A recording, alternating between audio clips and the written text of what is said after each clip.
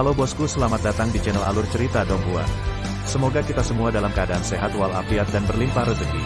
Saat ini Mimin ingin membagikan kembali alur cerita dari film Donghua, Legend of Martial Immortal, dan Mimin ingin mengingatkan bahwa konten ini full spoiler. Sebelum menonton jangan lupa subscribe, like dan komen ya. Oh ya, jangan lupa aktifkan juga notifikasinya biar nggak ketinggalan video terbaru.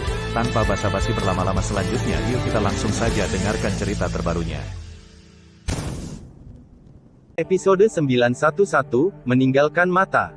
Di depan rumah bambu, Ye Chen menatap kosong ke pakaian di tangannya, dan tidak mengatakan apa-apa untuk waktu yang lama. Hal-hal dalam mimpi itu berubah menjadi kenyataan, membuatnya tidak dapat mengetahui apakah selir Yan sudah mati atau masih hidup. Terima kasih senior atas hadiah Anda. Ye Chen membungkukkan tangannya ke bingkai tenun, melambaikan tangannya dan mengenakan pakaian yang ditenun selir Yan. Pakaian itu sangat biasa, tetapi menutupi roh jahat di seluruh tubuhnya, membuatnya, seperti pakaian itu, biasa dan sederhana. Angin sepoi-sepoi masih bertiup, dan ada kelopak yang berterbangan dan jatuh di pundaknya, setiap bunga menari seperti peri. Di belakang Ye Chen, dia menangkap kelopak dan melihatnya dengan tenang, dengan kelembutan di matanya, seolah kelopak di tangannya adalah Chu Xuan. Namun, angin sepoi-sepoi bingung, dan gumpalan kelopak bertiup masuk, dan kelopak di tangan terlepas dari sela-sela jari, berkibar dan berkibar, sedikit ragu-ragu. Xuaner, aku harus meletakkannya. Ye Chen bergumam pelan, membelai mata kirinya dengan lembut. Kamu takut, jadi aku akan meninggalkannya. Ye Chen tersenyum lembut, menggali asal-usul Xian Lunyan. Tiba-tiba, darah meluap dari sudut matanya, mengalir ke wajahnya, dan menetes ke kelopak persik. Jadi, kamu bersedia untuk kembali? Ye Chen menjentikkan tangannya dengan ringan, mencetak asal mula mata roda peri di kelopak persik. Dia pergi tanpa rasa khawatir, dan sebelum dia pergi, dia tidak lupa untuk memperbaiki pesona di sini, agar tidak mengganggu ketenangan di sini. Brengsek, brengsek, brengsek. Di aula haus darah yang dingin dan megah, Yan Luo yang haus darah meraung seperti guntur, mengguncang aula hingga bergemuruh, ada jutaan biksu, dan bahkan satu orang tidak dapat ditemukan. Apa yang saya ingin Anda makan? Di bawah, ada sepotong sujud, tetapi suasananya tidak berani mengeluarkan suara. Mereka bukannya tanpa usaha, tetapi keanehan Ye Chen membuat mereka sangat tidak berdaya, dan mereka bergerak seperti hantu, bahkan jika mereka menemukan jejak sesekali, tim yang kuat tidak cukup, dan mereka akan dibunuh dan dikalahkan. Apa yang kamu lakukan dengan Linglung, terus mencariku? Yan Luo yang haus darah sangat marah lagi. Begitu kata-kata ini keluar, semua tetua istana haus darah bangkit satu demi satu seolah-olah mereka telah diampuni, dan berlari lebih cepat dari kelinci satu per satu. Itu bukan salah mereka. Begitu semua orang pergi, Raja Pemakan Jiwa bermanifestasi, ratusan ribu biksu tidak dapat menghentikannya, yang cukup untuk membuktikan kekuatannya. Sangat memalukan, sangat memalukan. Yan Luo yang haus darah menggertakkan giginya, wajahnya ganas, seperti iblis. Bukankah mudah menemukannya? Seringai samar terdengar, dan seberkas darah menyembur ke aula darah, berubah menjadi sosok berwarna darah. Setelah diperiksa lebih dekat, ternyata itu adalah Raja Darah. Blood King, kamu tidak kecil. Mata Soul Eater King berkedip, apakah kamu tidak takut kamu tidak akan bisa keluar ketika kamu datang ke sini sendirian?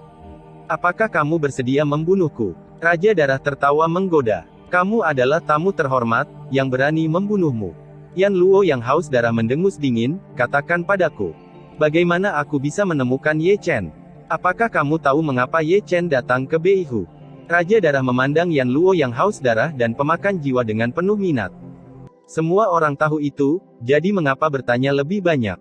Itu hanya salah satunya. Raja Darah menunjukkan dua baris gigi putih, tujuan sebenarnya adalah untuk menemukan seseorang yang sangat penting baginya. Demi dia bersedia memberikan hidupnya. Mencari seseorang. Yan Luo yang haus darah dan pemakan jiwa saling memandang, lalu menoleh ke Raja Darah, siapa yang dia cari? Heng Yuezong, Chu Xuan. Teman Taois, pernahkah kamu melihat orang ini sebelumnya? Aku belum melihatnya, di mana si pemalas, keluar dari sini.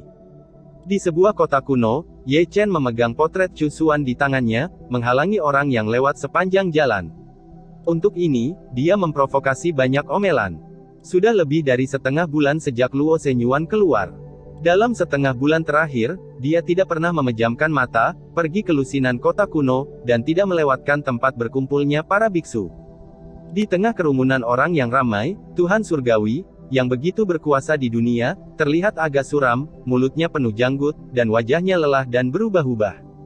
Pada saat ini, dia seperti seorang pengemis, memohon belas kasihan Tuhan dan biarkan dia menemukan cusuannya. Kamu tidak melihatnya. Ratusan ribu biksu dibunuh olehnya, dan 2 orang terhormat dari istana Haus Darah semuanya dipenggal. Apa ini?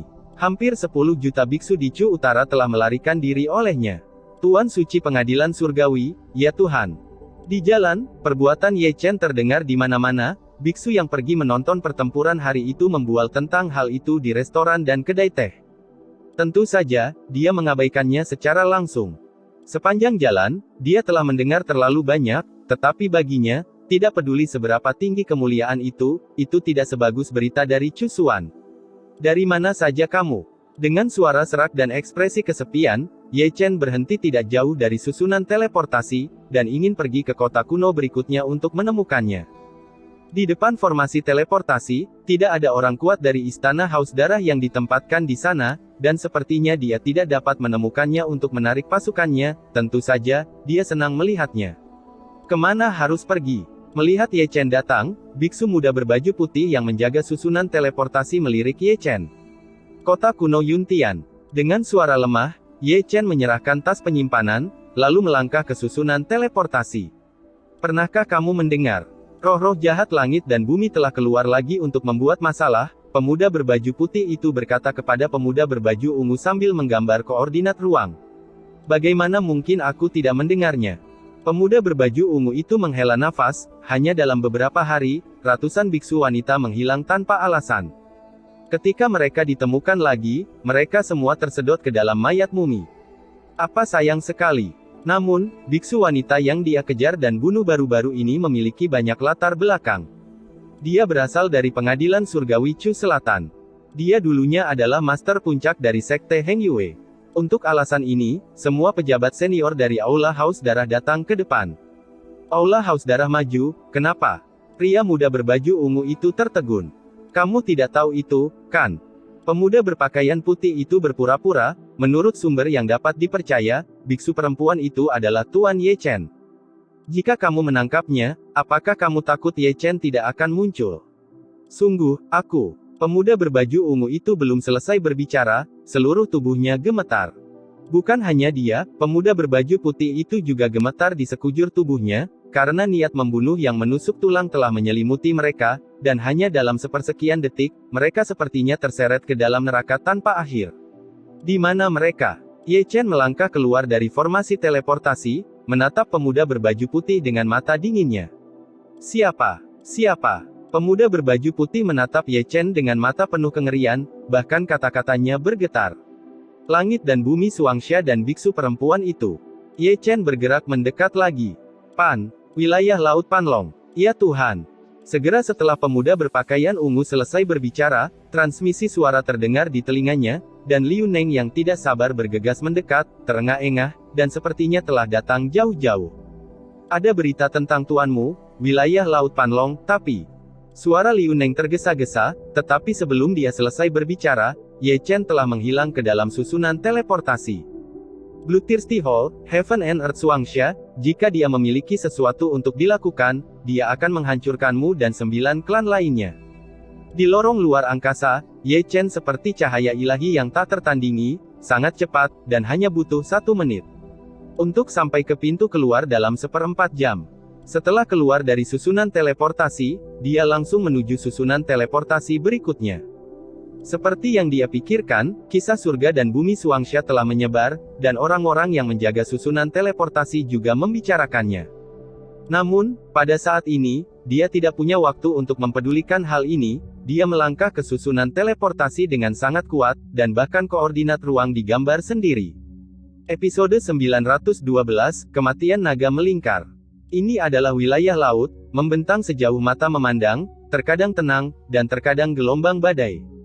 Ini bukan wilayah laut biasa, mengandung banyak harta, itu adalah harta alam. Selama ribuan tahun, para biksu terus-menerus datang untuk berburu harta karun. Namun, Tidak semua orang bisa datang ke wilayah laut yang mengandung banyak harta ini, karena selain memelihara banyak harta, ia juga membiakkan banyak monster yang menakutkan, dan itu adalah tempat di mana peluang dan bahaya hidup berdampingan. Adapun wilayah laut ini, tidak perlu dikatakan lagi bahwa itu adalah wilayah laut Panlong. Keluarga Niu Sisan dulu berada di sini, tetapi mereka telah mundur ke Chu Selatan. Ye Chen telah menginjakkan kaki di langit virtual, dan kesadaran spiritualnya telah menyebar ke jangkauan maksimum, terbang ke segala arah, mencari ke segala arah. Wilayah Laut Panlong sangat besar, dengan kecepatannya, dia terbang selama setengah jam, tetapi dia masih belum melihat ujungnya. Selain itu, semakin dalam Anda pergi, semakin besar tekanannya. Di atas wilayah laut, masih ada awan dan kabut yang kabur, dan terkadang Anda bisa melihat kemegahan. Tampaknya itu adalah harta yang dibesarkan di laut, tetapi Ye Chen tidak memperhatikannya sama sekali. Dia mencari dengan panik, seperti pelangi ajaib, terbang dari selatan ke utara, dari utara ke timur, dari timur ke barat, dan dari barat ke selatan. Siang dan malam bergantian, matahari dan bulan bereinkarnasi, dan 3 hari berlalu dengan tenang. Malam tiba. Baru kemudian dia berhenti, dan turun dari langit, masih melihat sekeliling ke segala arah, kesadarannya membentang sangat dekat. Namun, yang dilihatnya tetaplah hamparan laut yang tak berujung, permukaan laut yang berkilau sangat tenang. Chu Xuan. Pada akhirnya, dia meraung keras, suaranya seperti guntur, mengguncang langit, dan kerinduan yang telah lama dipendam di hatinya juga keluar dalam raungan ini. Chu Xuan. Dia tak kenal lelah, satu suara menaungi suara itu, langit dan bumi bergemuruh, ombak bergulung, dan monster di kedalaman laut meringkuk, gemetar, mungkin tidak tahan dengan paksaan Ye Chen. Chu Xuan. Dia meraung dengan air mata berlinang, berharap mendapat gema, sehingga dia bisa mendengar suara sekecil apapun. Tentu saja, yang merespons hanyalah gaungnya dan ombak yang terus bergulung. Akhirnya dia berlutut di tanah dengan keras, matanya kabur oleh air mata panas, tinjunya berlumuran darah, dan seluruh tubuhnya bergetar, angin laut meniup rambutnya yang panjang dan menepuk wajahnya yang lelah. Suatu saat, wilayah laut kembali tenang, dan semuanya kembali seperti semula. Kamu masih menghindariku. Ye Chen tersenyum sedih. Di bawah deru angin laut, dia berdiri dan mengambil langkah lemah, punggungnya suram dan kesepian. Kamu Chen. Pada saat dia hendak mengangkat kakinya, sebuah suara halus keluar dari kedalaman. Tiba-tiba, Ye Chen tiba-tiba berbalik, cahaya di matanya panas terik, tapi dia masih tidak bisa menahan air mata yang panas. Seolah-olah dia gila, dia terbang langsung ke sumber suara, dan terus mendorong kabut laut yang berkabut. Dia sepertinya bisa melihat sosok buram dari belakang, dia hanya berdiri di sana, seperti mutiara yang menyilaukan di laut tak berujung. Suaner. Tubuh Ye Chen bergetar dan dia semakin cepat. Jarak 10.000 zang tidak jauh, hanya selusin momen. Dia tiba, berhenti di sana, dan melihat ke belakang dengan tubuh gemetar. Meskipun jaraknya 7 atau 8 zang, punggungnya masih seperti mimpi. Aku sudah mencarimu begitu keras. Suara Ye Chen tercekat oleh isak tangis, dan dia berjalan selangkah demi selangkah. Namun, saat dia mengambil langkah ketiga, ruang di sekitarnya bergetar hebat. Zeng! Segera, terdengar suara dentang pedang, dan cahaya ilahi yang sedingin es tiba-tiba keluar dari sisi miring. Engah! Darah berceceran, dan tanpa tindakan pencegahan sedikit pun, dadanya tertusuk di tempat. Cahaya aneh bersinar dengan cahaya dingin, melarutkan esensinya, membuat lukanya tidak hanya tidak sembuh, tapi tetap meluas. Engah. Dengan seteguk darah menyembur keluar, dia setengah berlutut di tanah, menatap kosong ke punggung Chu Xuan di depannya, dan perlahan menghilang. Ledakan. Sutian meraung, dan tiba-tiba badai pecah. Selama periode itu, kilat menyambar dan guntur bergemuruh, membuat dunia bergetar karena paksaan. Ye Chen menyeka darah dari sudut mulutnya, berdiri terhuyung-huyung, berbalik perlahan, dan melihat ke depan tanpa suara. Begitu dia melihatnya, dia melihat tirai hitam menutupi langit dan samudera hitam yang berjatuhan. Itu adalah tirai hitam yang mengumpulkan bayangan orang, dan itu adalah samudera hitam tempat bayangan orang berkumpul. Melonjak menembus awan dan mengusir kabut, atau mengendarai kereta, hal yang sama adalah bahwa mereka semua adalah pembunuh. Dihitung. Melihat bendera pertempuran Huli di Istana Haus Darah, Ye Chen terbangun seperti mimpi, Suangsha surga dan bumi, dan Chu Xuan hanyalah jebakan untuk memikatnya ke sini. Bukannya dia tidak berpikir bahwa ini adalah jebakan, tetapi sebagai orang bijak, IQ-nya kehilangan levelnya begitu dia mendengar berita Chu Xuan, matanya dibutakan oleh cinta dan kerinduan melenyapkan kewaspadaan yang seharusnya dia miliki. Ledakan. Laut berguncang lagi, jutaan biksu berhenti pada saat bersamaan, dan langit berguncang. Barisan macam apa itu? Di laut, di langit, dan di langit, ada formasi persegi yang rapi, berbaris ke segala arah, membentang sejauh 100 mil, membuat dunia bergetar. Di depan mereka, sosok Ye Chen, seperti setetes air di lautan, yang kecil bisa diabaikan. Ini benar-benar segala macam perencanaan, itu semua buang-buang waktu. Yan Luo yang haus darah keluar dan menatap Ye Chen dari kejauhan, dengan wajah garang dan menakutkan. Bukan hanya dia, tetapi juga para master dan komandan Aula Haus Darah, leluhur dan patriark dari pasukan utama, semuanya menunjukkan ekspresi yang mengerikan. Siapa yang mengira bahwa penguasa pengadilan surgawi yang perkasa akan memiliki kelemahan yang begitu fatal? Jika dia mengetahui hal ini sebelumnya, mengapa dia menghabiskan begitu banyak waktu untuk mencari dan mengepungnya? Namun, sekarang sepertinya semua itu tidak penting. Pada saat ini, jutaan biksu memblokirnya di sini, ratusan barisan pembunuh kosong berbaris di langit, dan lebih dari selusin senjata sihir langit memulihkan kekuatan mereka. Dalam sekejap, itu sudah cukup untuk menghancurkan biksu surgawi, apalagi asok surga. Selamat, kamu telah berhasil. Ye Chen berbicara, kata-katanya datar, ekspresinya tenang, tanpa rasa takut. Dia tidak memiliki mata roda dari 6 jalan, dan tidak ada kemungkinan untuk melarikan diri. Ini jalan buntu. Hanya karena dia bisa bertahan dari ratusan ribu biksu, bukan berarti dia juga bisa bertahan dari jutaan biksu.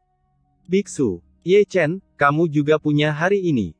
Di antara bayang-bayang di langit, Sue Qiong meraung, wajahnya terdistorsi, karena Ye Chen, dia direnggut dari posisi Hall Master, dan basis kultivasinya dilumpuhkan menjadi Netherworld Realm untuk niat membunuh Ye Chen, itu telah mencapai titik di mana itu tidak dapat dilakukan.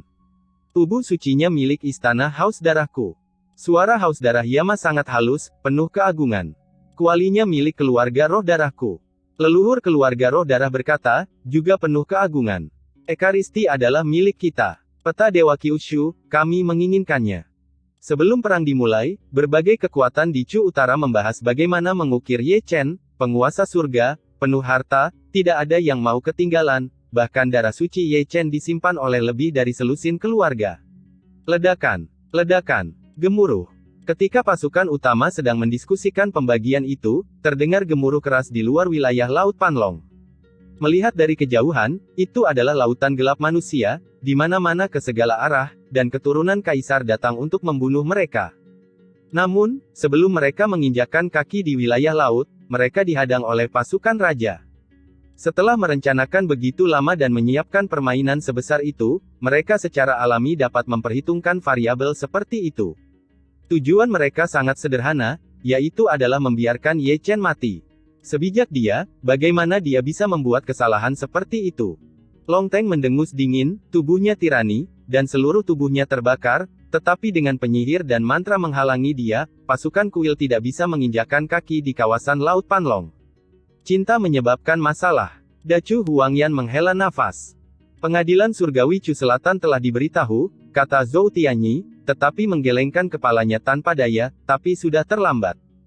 Jutaan biksu, ratusan formasi pengetahuan kosong, dan selusin senjata sihir surgawi sudah cukup untuk secara instan untuk melenyapkan seorang kaisar, dia tidak bisa bertahan sampai saat itu. Ini jalan buntu. Nada suara Xiao Chen penuh ketidakberdayaan. Buntu, buntu. Di aula utama Sekte Tianxuan, Dong Huang Taixin menghela nafas tak berdaya saat dia melihat wilayah Laut Panlong di langit ilusi dan tirai air. Kata cinta itu salah. Fuya menggelengkan kepalanya dengan ringan, dia saat ini mengingatkanku pada pahlawan besar Dacu. Mereka bisa saja tak terkalahkan seumur hidup, tetapi mereka tidak bisa lepas dari cinta yang fatal ini. Itu takdirnya. Ya Tuhan, mengapa tidak? Jangan ikut campur. Dong Huang Taixin langsung menyela kata-kata Fuya, kita tidak bisa menanggung akibatnya di sini. Episode 913, Laut Berdarah. Ledakan. Ledakan. Gemuruh. Ombak di wilayah Laut Panlong begitu dahsyat sehingga seolah-olah menelan segala sesuatu di dunia, dan guntur di langit bergemuruh seolah-olah akan terbelah. Jutaan biksu menutupi langit dan bumi, ratusan formasi kosong, dan lusinan artefak surgawi semuanya menghidupkan kembali kekuatan mereka dan membidik Ye Chen.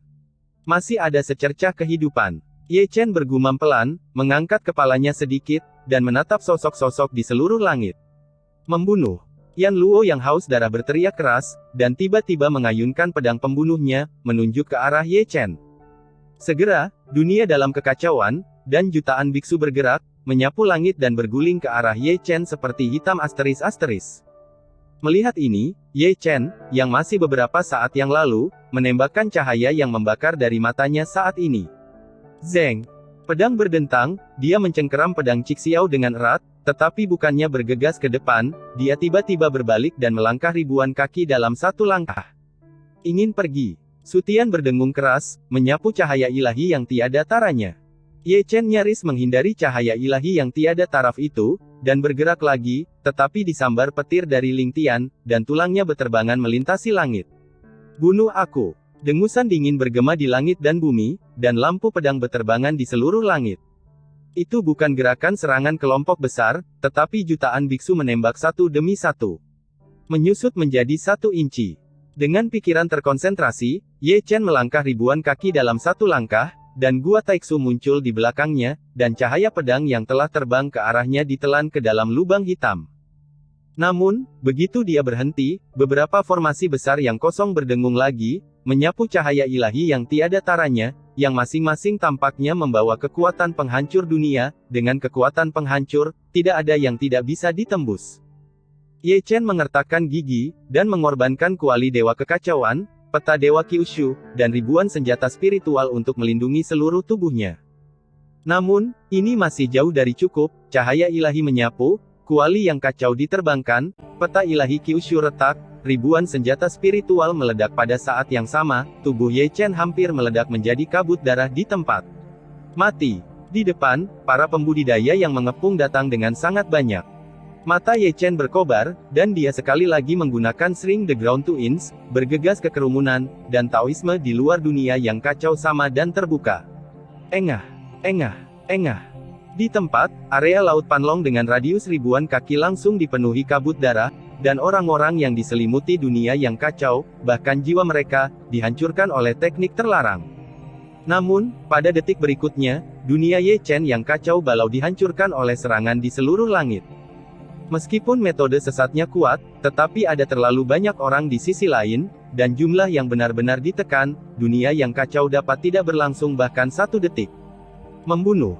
Ye Chen meraung, tubuh suci yang rusak terbakar hebat, energi darah emas melonjak, dan kekuatan darah menderu, dia dimandikan dengan darah suci, tubuhnya dilemparkan seperti emas, dan dia seperti dewa perang. Mengaum, mengaum, mengaum. Naga perang muncul kembali, mengelilinginya, mengaum selama 9 hari. Ye Chen mencoba yang terbaik, bukan berarti dia tidak memiliki kesempatan untuk bertahan hidup. Meski jutaan biksu memblokirnya di wilayah Laut Panlong, mereka tidak mengepungnya, inilah harapan untuk membunuhnya. Engah, engah, engah. Adegan itu terlalu berdarah, potongan-potongan sosok berubah menjadi kabut darah, dan pasukan biksu yang mengelilinginya dibunuh oleh mereka sebelum mereka mengepungnya. Lihat kapan Anda bisa melarikan diri. Wajah Yan Luo yang haus darah itu ganas, dan pasukan jutaan biksu mendekat bersama, memblokir rute pelarian Ye Chen, mendorong Ye Chen terus-menerus, seolah-olah untuk mendorong Ye Chen ke tepi Great Chu. Pada saat itu, Ye Chen telah tidak ada tempat untuk melarikan diri dapat melarikan diri. Engah. Ye Chen sekali lagi tersapu oleh formasi besar Sutian, dan tubuhnya yang rusak ditusuk dengan lubang berdarah di tempat. Mati. Dunia kosong dan dunia bawah membantai dia, dan dia menebas dengan pedang. Gulungan. Ye Chen kuat dan mendominasi, mengayunkan Cixiao dengan keras, dan memotong cahaya pedang yang lebih mendominasi. Lampu pedang pria itu terputus di tempat, dan bahkan kepalanya dipotong. Mereka yang menghalangi jalanku mati. Ye Chen memegang Cixiao yang berlumuran darah dan sangat berani. Para biksu yang mengelilinginya dipotong oleh pedangnya. Pada titik ini, dia melarikan diri dari pengepungan. Namun, di belakangnya ada cahaya ilahi yang tak tertandingi mengikutinya, yang disapu oleh lebih dari selusin senjata sihir surgawi, menembus ruang sepanjang jalan, kekuatannya dapat dikatakan merusak, dan dapat menembus segala sesuatu di dunia. Dunia, terlalu kosong. Ye Chen tiba-tiba berbalik, membuat formula dengan satu tangan, dan melakukan teknik rahasia tertinggi dari klan naga kuno Taixu. Pusaran hitam muncul, berputar dengan cepat, dan terus meluas, karena cahaya ilahi begitu pekat, bertahan di sekitar guntur, dengan kekuatan menusuk yang tak tertandingi, menghancurkan langit, dan itu sangat berat. Ledakan. Dengan raungan, cahaya ilahi yang tiada taraf melesat ke gua Taixu. Namun, itu sangat kuat bahkan lubang Taixu tidak bisa menelan semuanya, dan meledak setelah bertahan kurang dari 1 detik. Engah. Darah suci keemasan menyembur, dan setengah dari tubuh Ye Chen meledak menjadi kabut darah. Roda peri lahir.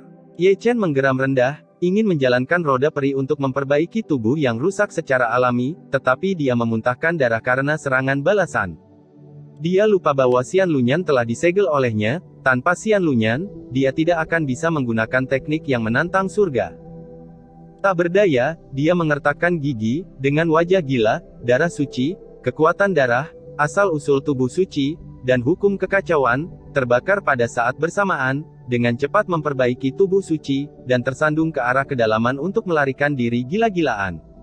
Jangan terburu-buru untuk membunuh, dia tidak bisa melarikan diri. Yan Luo yang haus darah mendengus dingin. Jutaan biksu berbaris di langit dan mendekat dengan rapi, dan mereka tidak terburu-buru untuk bergerak, seolah-olah mereka tahu ke arah mana Ye Chen melarikan diri.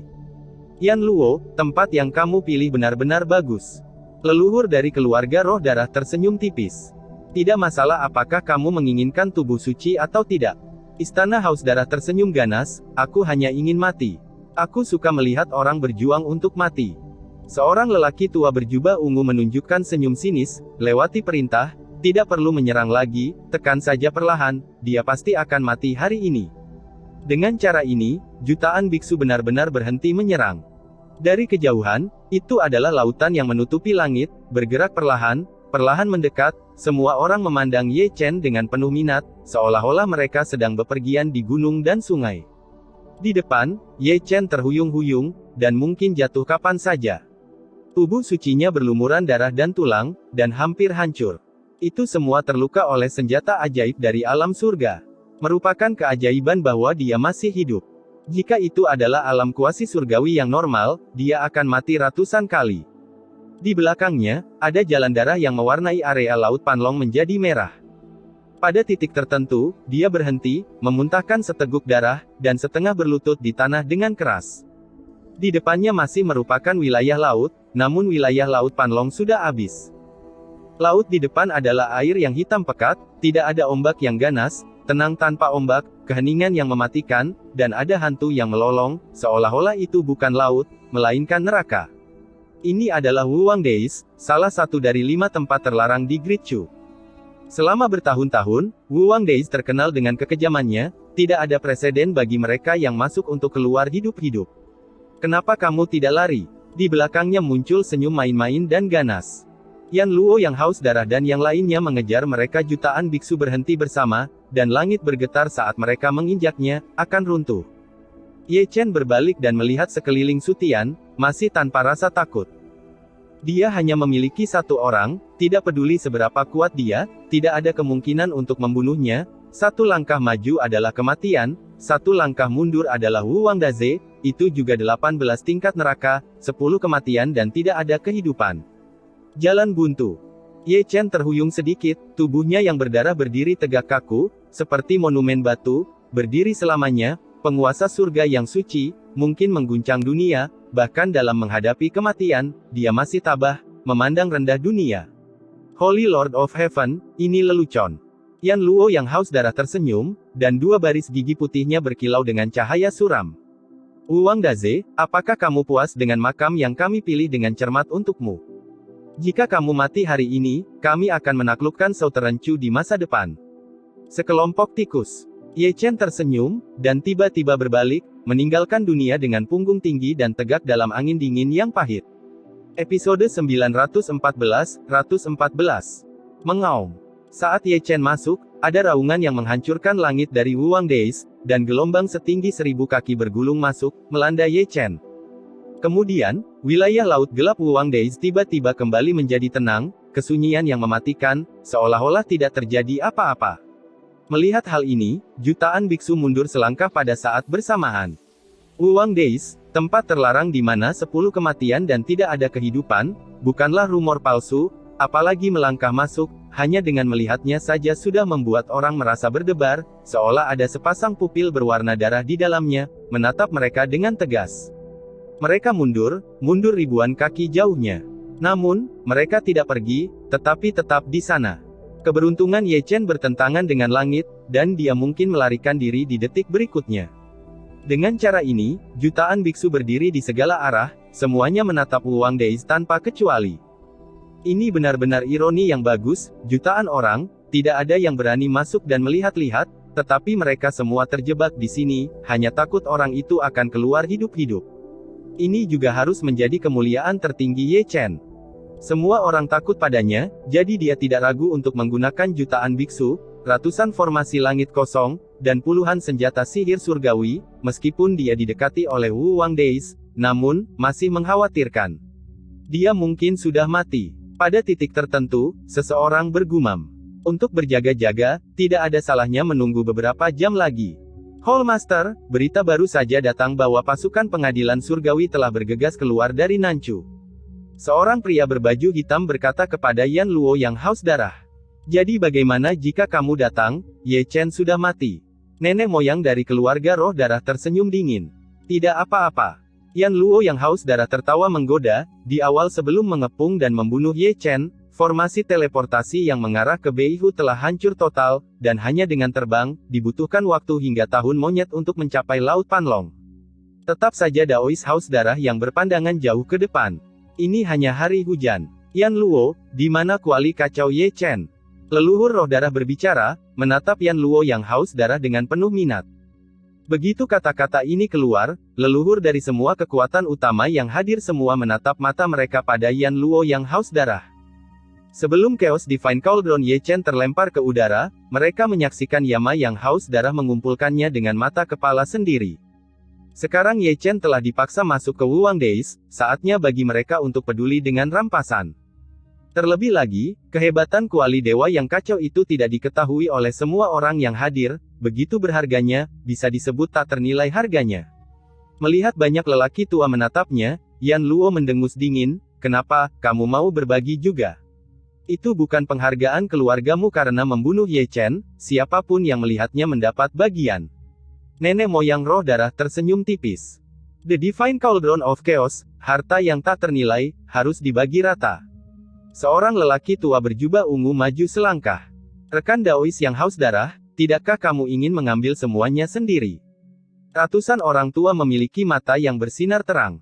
Segera, suasana di tempat kejadian sangat tertekan. Apakah itu kaldron kekacauan ilahi atau peta ilahi dari 9 provinsi Kaisar Chen, semuanya adalah harta yang tak ternilai. Jika Anda ingin memonopoli mereka, Anda dapat menjadi sasaran kritik publik kapan saja. Melihat Yan Luo yang haus darah lagi, wajah tua itu tertutup embun beku, dan ada cahaya dingin yang tajam di matanya. Jika itu normal, dia tidak akan takut pada mereka. Namun, bagaimana situasinya hari ini? Lebih dari 80% pasukan di Chu Utara ada di sini, meskipun dia kuat di Istana Haus Darah, dia tidak dapat menahan tekanan dari semua pihak, dan sama sekali tidak mungkin menelan Chaos Divine Cauldron sendirian. Karena semua orang berkontribusi, Aula Haus Darahku secara alami tidak akan mengambil semuanya sendiri. Yan Luo yang haus darah tersenyum muram, namun, bukan hanya Chaos Divine Cauldron yang akan kita bagi. Mengapa kamu tidak mengukir peta ilahi Kyushu terlebih dahulu? Oke. Yan Luo yang haus darah mencibir. Saat dia mengatakan itu, dia melirik tajam ke seberang ruangan, dan tinggal lebih lama di antara lusinan orang. Peta Dewa Kyushu telah dirobek menjadi puluhan bagian sebelumnya, dan lusinan orang itulah yang mengambilnya. Saat ini, wajah belasan orang itu tiba-tiba menjadi suram. Terutama Patriark Roh Darah, yang mengira dia melakukan segalanya dengan benar, tetapi masih terlihat oleh Yan Luo yang haus darah. Sekarang, lubang yang saya gali, diadu sendiri. Dengan enggan, lusinan orang termasuk Patriark Sueling mengeluarkan peta ilahi Kyushu satu per satu. Meskipun rusak, itu masih bersinar terang. Peta besar gunung dan sungai yang terukir di atasnya masih terlihat jelas, dan Dao Kaisar Chen mengalir di dalamnya. Adegan selanjutnya sangat menyakitkan, peta ilahi Kyushu tiba-tiba dipotong menjadi ratusan salinan oleh semua orang dengan kekuatan gaib yang hebat. Namun, kekuatan kecil dan raksasa seperti Istana Haus Darah itu secara alami ditugaskan secara berbeda. Di dunia di mana kekuatan adalah hal yang paling penting, yang kuat secara alami akan makan lebih banyak daging, dan yang lemah hanya akan minum sup. Setelah membagi peta ilahi Kyushu, mata semua orang tertuju pada Yan Luo yang haus darah lagi. Peta Dewa Kyushu dibagi, dan kuali Dewa Kekacauan secara alami akan dibagi juga. Melihat ini, Yan Luo yang haus darah mendengus dingin, dan mengeluarkan Chaos Divine Cauldron dengan jentikan tangannya. Bersenandung. Chaos Divine Cauldron berdengung, dan ruang kosong di sekitarnya meledak. Itu besar, tebal, sederhana dan alami, dan seluruh tubuh penuh kekacauan, setiap helai seberat gunung, dan ada banyak penglihatan yang terjalin di sekitarnya. Samar-samar, semua orang masih bisa mendengar suara surgawi yang terjalin dengan jalan yang bergema, memengaruhi prinsip Dao mereka, yang mengejutkan semangat orang. Sungguh luar biasa, bahkan Yan Luo yang haus darah dan yang lainnya, mata mereka bersinar terang, dan nenek moyang dari beberapa kekuatan kecil masih sedikit terengah-engah. Chaos Divine Cauldron ini dapat digambarkan sebagai artefak yang belum terbangun. Hancurkan dan ukir. Nenek moyang roh darah tidak sabar untuk berbicara, senjata ilahi seperti itu, bahkan jika itu dihancurkan, dan kemudian dilemparkan ke senjata spiritual lainnya, itu akan menjadi senjata ajaib yang tiada taranya.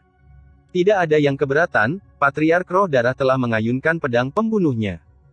Dentang pedang pembunuh sangat ganas, dan itu juga merupakan senjata magis yang terbuat dari bahan ilahi yang langka, dengan guntur bergemuruh di atasnya, dan Taoisme leluhur Roh Darah dia meminum darah banyak orang. Membuka. Mendengar omelan lembut dari Patriark Roh Darah, dia tiba-tiba menghunus pedangnya dan menebas ke arah kuali yang kacau. Paung! Suara logam yang bertabrakan tiba-tiba terdengar, sangat renyah. Namun, gambar imajiner dari Chaos Divine Cauldron yang ditebang tidak muncul. Sebaliknya, Patriark Roh Darah begitu terguncang sehingga dia mundur selangkah dan menderita kerusakan akibat guncangan. Ini belum berakhir, pedang pembunuh di tangan Patriark Roh Darah masih gemetar, dan hancur berkeping-keping. Dengan baik, mata sekelompok lelaki tua tegak, dan mereka semua membuka mulut, tidak tahu harus berkata apa. Melihat Patriark Roh Darah lagi, wajah tua itu berkedut di sekujur tubuhnya, dan seluruh tubuhnya seperti disambar petir. Harta ini tidak diberikan, jadi mengapa Anda tidak mengambil salah satu tangan ibunya? Bagaimana dengan moralitas? Bagaimana dengan bermain? Klik, klik. Masalahnya belum berakhir, pecahan pedang pembunuh Patriark Roh Darah bergetar, dan esensi senjata yang terkandung di dalamnya diserap oleh kuali yang kacau. Ketika esensi senjata diserap, pecahan pedang pembunuh semuanya berubah menjadi abu terbang. Ini, kejutan muncul di mata orang-orang yang hadir. Mereka tidak pernah menyangka kuali yang kacau ini dapat menyerap esensi senjata roh dengan sendirinya dan menggunakannya sebagai makanan untuk meningkatkan kekuatan mereka sendiri. Ini adalah kemampuan yang menantang surga. Ini seperti seorang biksu yang menelan kekuatan spiritual seorang biksu, itu adalah kekuatan supernatural yang dikaruniai. Bayi yang luar biasa. Mata semua orang berapi-api, menatap Chaos Divine Cauldron.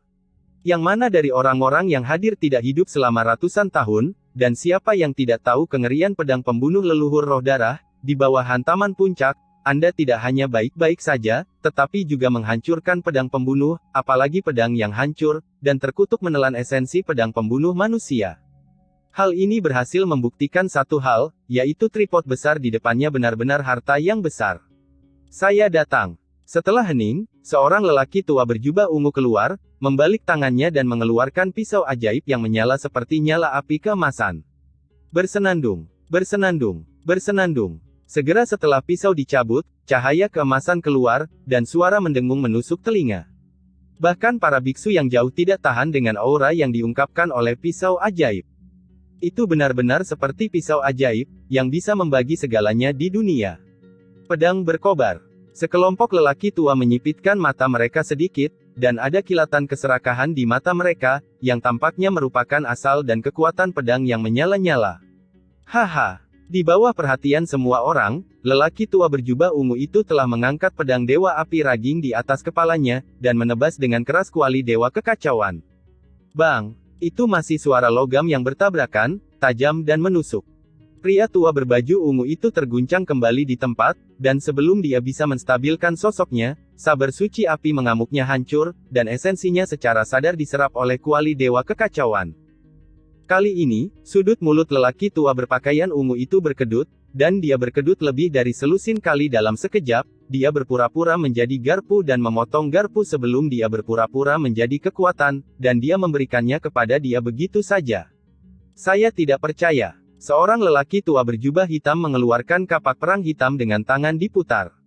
Kapak pertempuran pembelah langit. Segera setelah kapak perang dicabut, cahaya api menyala di mata bahkan Yan Luo yang haus darah.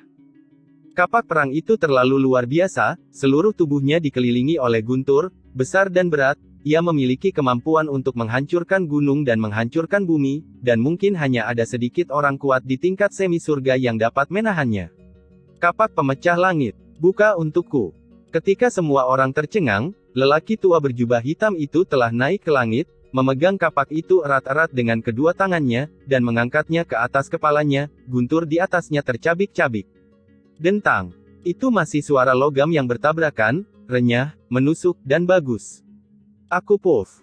Di bawah perhatian semua orang, lelaki tua berjubah hitam itu terbang terbalik, menggambar busur yang disengaja di atas langit. Melihat Battle Axe pembelah langitnya, itu tidak bisa lebih rusak lagi. Chaos God Cauldron sangat padat, dan menelan inti dari Battle Axe. Lakukan sesuatu. Beberapa orang tidak puas, dan membawa aura kepura-puraan mereka sendiri, dan memilih apa yang mereka anggap sebagai senjata ajaib. Pisau Shenyang. Cahaya berapi-api melintas di mata semua orang, tanpa pengenalan tuannya. Mereka tahu asal-usul pisau Shenyang, itu adalah benda yang paling kaku dan paling yang, dan bahan ajaib untuk melemparkannya juga merupakan harta yang tak ternilai harganya. Pada saat itu, mata semua orang tertuju padanya. Pria itu telah mengayunkan sabre Shenyang, dan pedang itu tak tertandingi dalam kekuatan, dan itu menghancurkan langit dan bumi. Tapi segera, dia terbang keluar. Setelah dia, beberapa orang masih tidak puas, dan sering mengeluarkan artefak kelahiran mereka sendiri untuk berpura-pura memaksa di depan jutaan orang, tetapi perlu disebutkan bahwa konsekuensinya tidak mabuk dan halus. Bang, paong, dentang, klik. Selanjutnya, pemandangan di kawasan Laut Panlong menjadi semarak, dan suara dentuman dan dentuman terdengar tanpa henti. Episode 915, Lotere. Ini adalah wilayah laut yang gelap gulita, tanpa ujung yang terlihat, dalam, mati, dan dingin. Melihat dengan seksama, ada cahaya keemasan samar yang berkelap-kelip di sudut area laut. Itu adalah seseorang, orang berdarah, darahnya keemasan, bersinar terang, menambahkan sedikit kecemerlangan ke laut yang gelap. Tak perlu dikatakan, orang ini adalah Ye Chen. Sejak melangkah ke danau besar Wuwang dan ditelan oleh gelombang badai, dia menghilang, dia telah hanyut di laut yang gelap ini untuk waktu yang tidak diketahui. Bos, saya tidak tahu kapan, di Wuwang Days yang mati, ada suara samar. Suara itu berasal dari tubuh Ye Chen, itu adalah Xian Huo dan Tian Lei, keduanya memiliki kecerdasan spiritual, dan mereka memanggil Ye Chen. Tentu saja, karena tuannya, mereka juga ditekan, langit bergemuruh dan bergemuruh, sangat redup, dan api peri berkedip, benar-benar musnah. Untungnya, mereka tidak tertidur lelap dan masih bisa menelepon Ye Chen. Mengaum. Juga memanggilnya adalah Dan Zulonghun dan Zanlong meskipun mereka tidak dapat berbicara, mereka terus mengirimkan nyanyian naga yang dalam. Karena panggilan tak henti-hentinya, tubuh rusak Ye Chen menggeliat. Saat berikutnya, dia dengan lelah membuka matanya kabur, menatap dunia aneh di depannya dengan linglung. Apakah aku masih hidup? Suaranya serak dan lelah, dan dia duduk dengan susah payah, wajahnya pucat, dan dia sangat lemah. Hidup, kita semua hidup. Ye Chen bangun, Xian Huo dan Tian Lei memiliki sedikit kehidupan, suara mereka gembira, dan bahkan Danzu Dragon Soul dan Zanlong meraung kegirangan. Aku masih di Wuwang Days. Ye Chen Huan melihat sekeliling, dan yang bisa dia lihat hanyalah laut yang gelap gulita. Itu sama dengan perasaan gurun. Ada kekuatan misterius yang melarutkan kekuatan spiritual, esensi, dan energi sejati. Ye Chen bergumam, karena dia jelas merasakan esensi di tubuhnya sedang berlalu. Perasaan ini berbeda dari gurun tua yang sama. Wali. Ye Chen menepuk tas penyimpanan, dan pil-pil itu terbang keluar terus-menerus, meledak, dan esensi pil itu ditelan ke dalam tubuhnya satu demi satu. Ini adalah area terlarang, dan dia perlu pulih ke kondisi puncaknya dalam waktu sesingkat mungkin untuk menghadapi krisis yang mungkin timbul kapan saja. Klik, klik. Segera, terdengar suara tulang bertabrakan di tubuhnya, dan banyak rahasia penyembuhan, seperti latihan tubuh liar, kelahiran roda peri, Del. Beroperasi pada waktu yang bersamaan. Api membakar seluruh tubuhnya, tulang yang patah terhubung, daging busuk terlahir kembali, dan kekuatan garis keturunan dan darah suci membasuh tubuhnya, membuat setiap inci tubuhnya bersinar dengan cahaya kristal.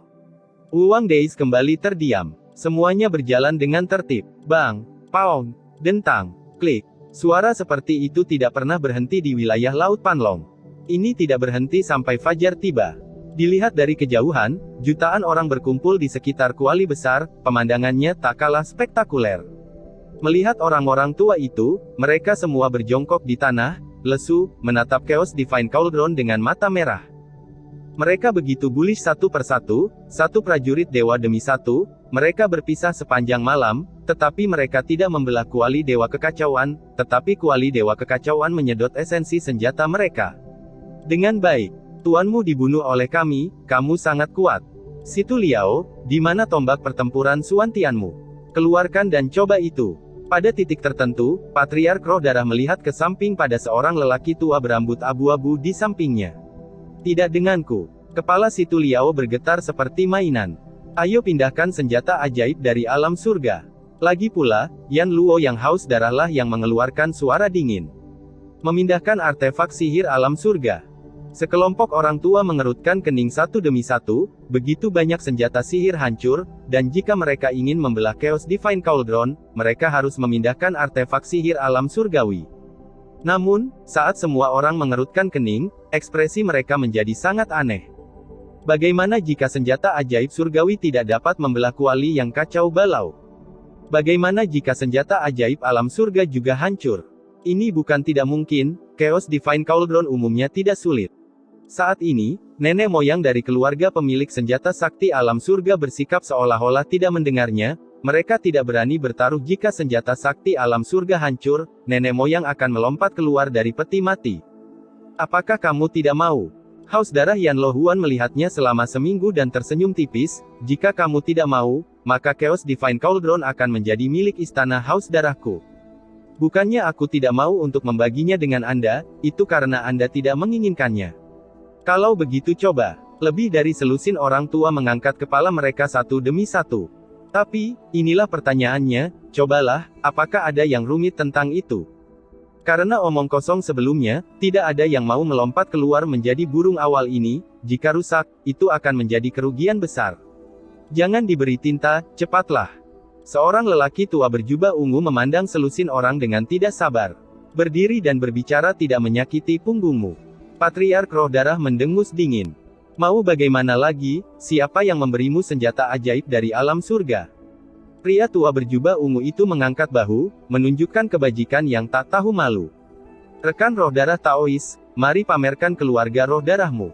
Yan Luo yang haus darah memandang Patriark Roh Darah dengan penuh minat, dan tersenyum sedikit dengan sombong, seolah-olah dia masih kesal dengan apa yang terjadi sebelumnya. Bukannya istanamu yang haus darah tidak memiliki artefak surgawi, mengapa membiarkan keluarga Roh Darahku yang memimpin? Patriark Roh Darah mencibir. Kaulah yang bersikeras untuk berpisah. Yan Luo yang haus darah merentangkan tangannya. Anda, dua, rekan Daois, dengarkan aku. Seorang lelaki tua berbaju hitam berdiri dan membelai janggutnya dengan ringan, karena tidak ada dari kalian yang mau, aku akan membuat yang adil dan menarik banyak.